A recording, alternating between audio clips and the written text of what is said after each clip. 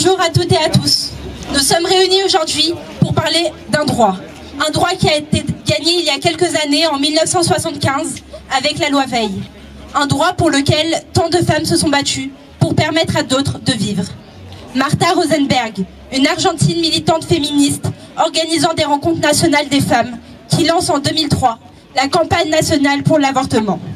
La franco-tunisienne Gisèle Halimi, avocate de renom qui s'est battue pour le droit à l'avortement des femmes qu'elle défendait, allant jusqu'à se dénoncer elle-même. Aujourd'hui, alors que le droit à l'IVG est une nouvelle fois attaqué, nous nous souvenons que toutes ces femmes et de toutes les autres, car nous sommes en fait des millions à travers le monde, toutes ces femmes qui ont elles-mêmes avorté ou soutenu le droit à l'avortement, ont été de ferventes défenseuses d'un droit simple, le droit à disposer de son corps quand bon nous semble. Alors pourquoi aujourd'hui on est encore là? Pourquoi on est là, encore, à devoir manifester avec force, à crier toutes nos tripes pour ces droits qui semblent souvent, malheureusement à tort, acquis? Ce n'est pas parce que nous sommes des femmes et que nous aimons râler, c'est parce que ce n'est pas suffisant, et ça ne suffira pas si nous suivons la voie des États-Unis, les États-Unis qui ne font que détruire l'histoire des concernés, interdisant dans de plus en plus d'États le droit à l'IVG. En faisant régresser le droit à l'IVG, c'est l'histoire que ce gouvernement essaye d'effacer. Nous connaissons déjà les conséquences de tels actes. On dit que dans le monde, une femme meurt toutes les 9 minutes suite à un avortement. Pourquoi? Parce qu'aujourd'hui, certaines forces archaïques tentent encore d'interdire et de refuser l'avortement, obligeant les femmes qu'ils veulent à faire ça seules, dans de mauvaises conditions, sans sécurité médicale, avec la peur d'être jugées pour cet acte. Ne soyons pas dupes. Même si le droit à l'IVG existe en France, les démarches sont encore compliquées. Et les nombreux jugements à toutes les étapes représentent des freins et ont des conséquences bien réelles. La casse du service public hospitalier, organisée par Macron et ses prédécesseurs, entraîne des conséquences catastrophiques sur le droit à l'IVG. Nous voilà à nouveau réunis, place de Jaune, place publique, pour occuper la rue, pour encore une fois défendre nos droits, pour encore une fois être dans la rue, parce qu'un droit qui nous semblait acquis depuis très peu d'années finalement, est mis à mal par certains pays, certains choix. Et on se retrouve encore une fois dans la rue, ensemble, pour défendre un droit qui est censé être fondamental, irréfragable, et qu'on voudrait inscrire dans la Constitution. Donc on est plusieurs organisations, on fait partie, nous, aux aides féministes 63, d'un collectif Avortement Europe, les femmes décident. Camélia. Donc aujourd'hui, nous sommes ici pour dénoncer une atteinte historique aux droits des femmes. Cette décision était attendue, elle n'en est pas moins terrible.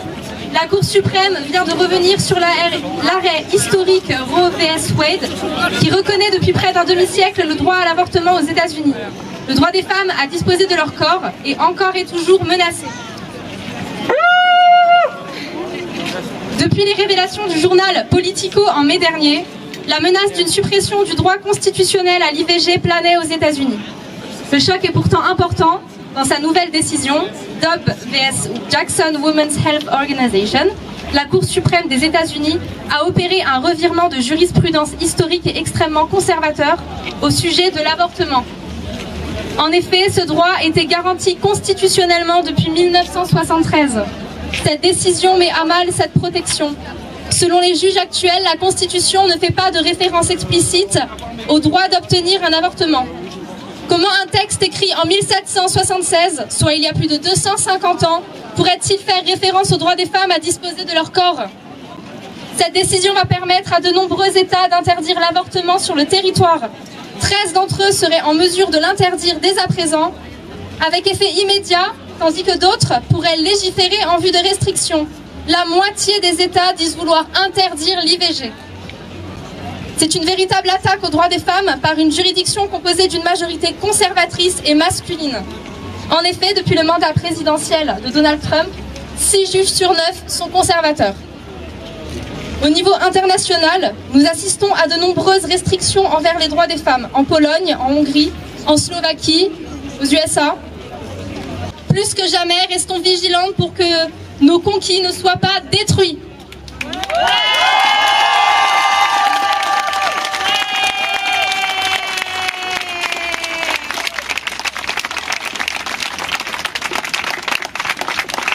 services spécialisés sont parfois inexistants, notamment en milieu rural, dans les déserts médicaux, à cause des choix des politiques budgétaires libérales du gouvernement. On a vu tellement de centres pratiquant l'avortement être fermés. Alors oui, en France, on a le droit à l'interruption volontaire de grossesse, mais combien de personnes y ont accès? Il faut avoir le temps, les moyens financiers souvent, sinon tant pis. Ne parlons même pas des jeunes étudiantes. Alors que la précarité étudiante est de plus en plus forte, qu'elle est de plus en plus présente, elle est d'autant plus chez les femmes. Taxe rose, précarité menstruelle. Il est d'autant plus compliqué pour une étudiante d'avoir accès à l'avortement dans de bonnes conditions. Pression psychologique, jugement, honte, manque de temps, de moyens, mais aussi d'informations, que ce soit de la part du gouvernement ou des services de santé universitaires. Nous ne pouvons pas baisser les bras pour le droit à l'IVG, d'autant plus quand à côté les femmes ont d'autant plus encore du mal à avoir accès à des moyens de contraception adaptés, où la contraception est payante, où la pilule du lendemain est difficile à avoir et à prendre.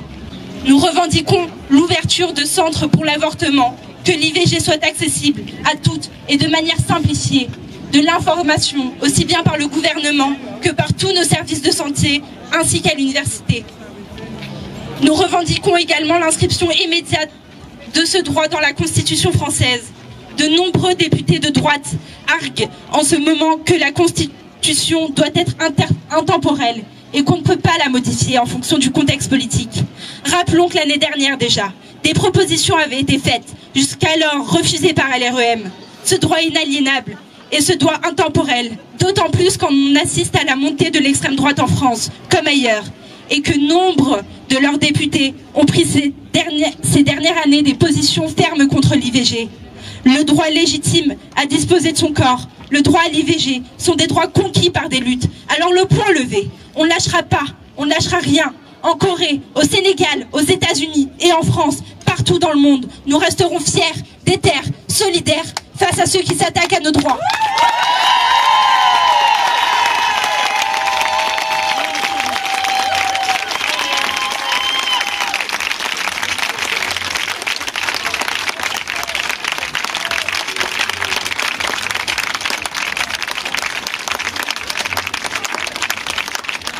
En fait, Cour suprême, 9 personnes, 6 conservateurs qui décident de la vie de millions d'autres.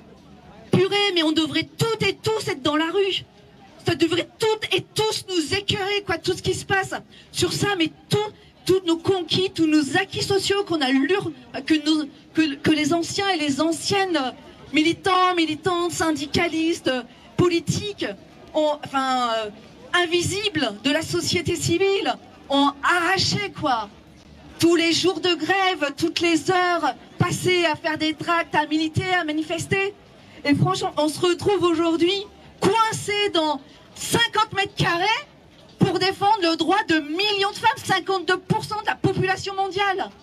Moi, personnellement, ça me pète la tête. Et vous? Purée, mais s'il le faut... Mais... J'en ai marre d'être dans la rue pour défendre des droits qui sont censés être acquis, quoi. Est-ce que vous avez récupéré ce texte? J'en ai ras-le-bol. Il y a une nouvelle il y a des nouveaux et des nouvelles élus à l'Assemblée nationale. On compte sur vous. Mais faites ce que vous pouvez, mais faites-le à fond.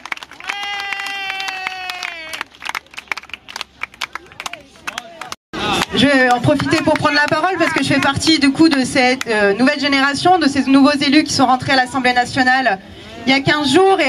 Mais Maë a fait une intervention tellement complète que je me disais que c'était déjà bien dit. Effectivement, elle l'a dit, aucun droit n'est jamais acquis dans la durée. Et on le voit évidemment avec ce qui se passe aux États-Unis. Et ce qui se passe en France doit nous alerter, doit nous faire réagir extrêmement vite. Tu l'as dit, il y a 89 élus du Rassemblement national, sans compter les autres fachos qui sont hors groupe. On a Emmanuel Ménard, on en a Dupont-Aignan, qui renforcent encore l'extrême droite dans l'Assemblée nationale.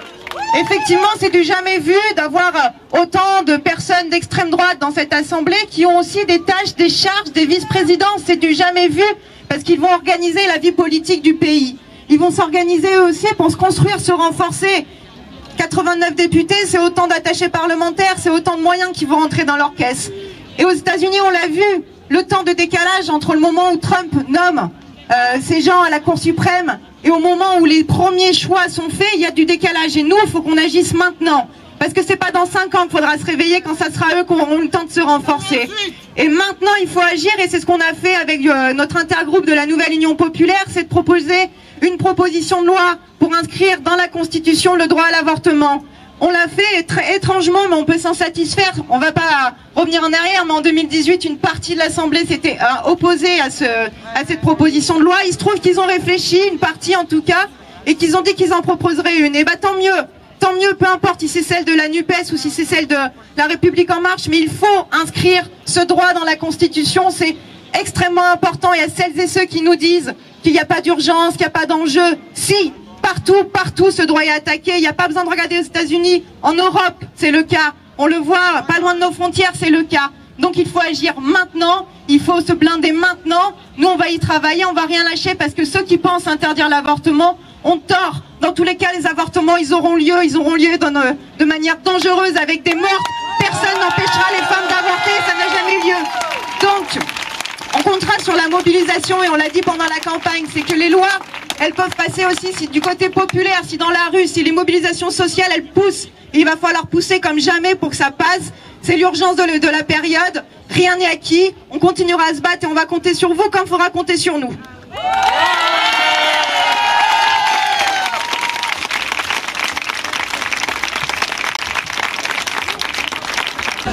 Je ne vais pas en rajouter beaucoup. De choses ont été exprimées à la fois par les associations et à l'instant aussi par Marianne Maximi.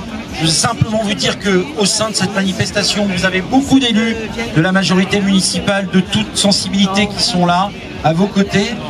Le combat que vous menez, et qui est le nôtre aussi, hein, on a mené pendant des années. Moi, je me souviens, quand j'étais étudiant, avoir appartenu au collectif Droit de Choisir, y représenter mon organisation syndicale étudiante. Donc c'est un engagement profond, ancien pour beaucoup d'entre nous. La ville conduit des politiques qui vont dans le sens justement de l'égalité femmes-hommes, de la liberté, du fait que le corps des femmes appartient d'abord aux femmes et pas à la société, ni aux hommes, ni encore moins aux hommes de pouvoir. Et puis, je voudrais juste vous dire une chose, et Marianne l'a exprimé assez clairement, mais pour moi c'est quelque chose qu'il faut avoir à l'esprit. Quand quelquefois on refuse aussi les engagements politiques, il y a la situation dans laquelle on est aux États-Unis, c'est une situation qui est ancienne, qui est profonde. Un combat de politique culturelle a été mené par les réactionnaires, par la droite évangéliste, par les conservateurs. Ils ont mené cette bataille pendant plus de 20 ans et ils ont réussi à faire élire un homme politique qui était conforme à leurs enjeux et à leur prise de position. Et cet homme politique, avec intelligence et comment dirais-je, patience, il a construit des rapports de force pour justement qu'on en arrive là, et notamment sur la désignation des remplaçants à la Cour suprême. C'est exactement la même chose qui nous pend au nez. Et donc moi, ce que je voudrais, c'est réhabiliter le combat politique. Oui, il faut aller voter aux élections pour éviter que les réactionnaires prennent le pouvoir, parce que on croit toujours que c'est pareil, et puis après ils font des politiques qui ne ressemblent pas à celles qui étaient faites avant. Et ça vaut pour le pays, pour les États-Unis, ça vaut pour le Parlement, et ça vaudra demain pour la ville de Clermont-Ferrand, parce que ça ne sera pas la même politique. Donc n'oubliez jamais ça, les combats politiques sont toujours prétexte à créer les situations de rapport de force qui évitent que la réaction puisse continuer à avancer. Je voudrais qu'on ait ça à l'esprit, qu'on ne l'oublie pas à chaque fois qu'on est face aux élections. Merci à tous. Bravo.